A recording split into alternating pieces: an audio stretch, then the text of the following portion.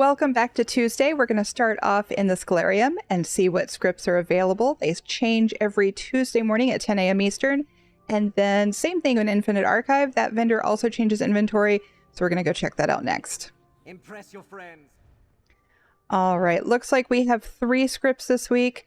A Bound Affix script Empower adds Empower, a buff increasing heavy attack damage.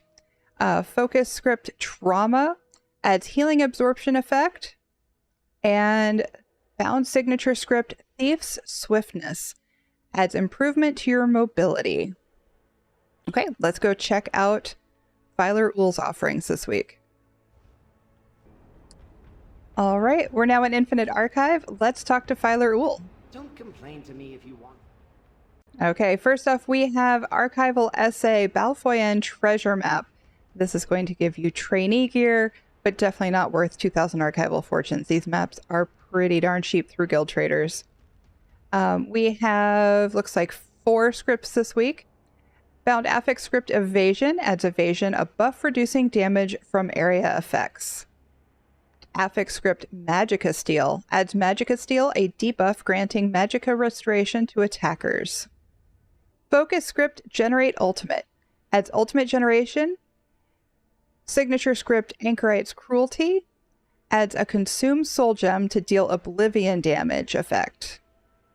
Bound Style Page Slime Crush Shoulder.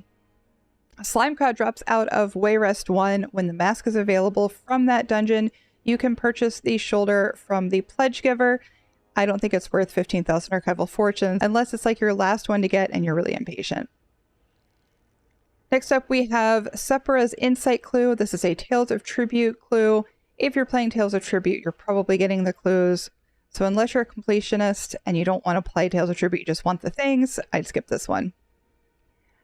I don't like getting armor from the companion equipment boxes because companion equipment from Filer Ool is bound and you don't know what trait you're going to get. So definitely too expensive, in my opinion. Coral Hajmoda Decoy. This is for the Coral Hajmoda pet.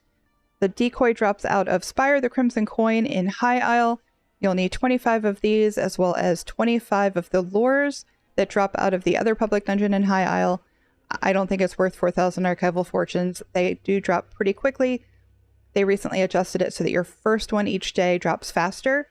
So 25 days, you'll have this one. Disgusting Spoils. Consume 25 Disgusting Spoils to unlock the Scheming Skeever's achievement and the Malographic Skeever pet.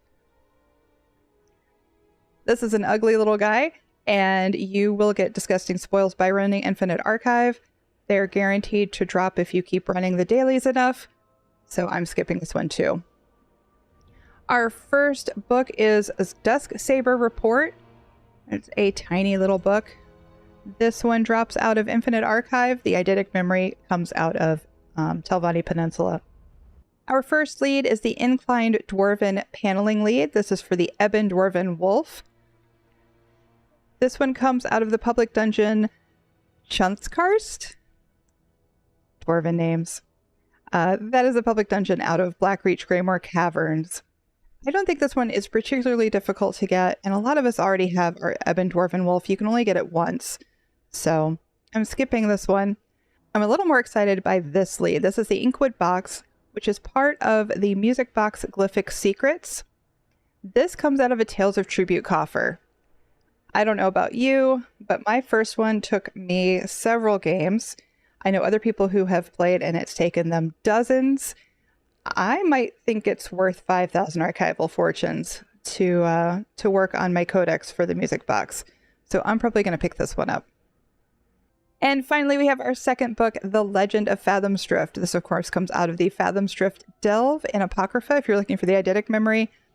And the book itself drops out of Bastion Nimics, making it a little bit more difficult to get.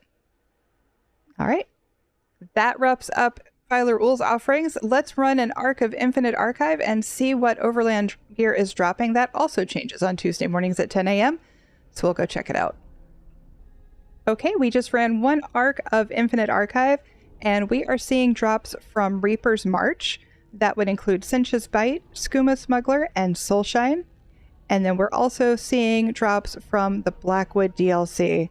That is Bog Raider, Deadlands Assassin, and Frostbite. That is it for this Tuesday. We'll see you next week.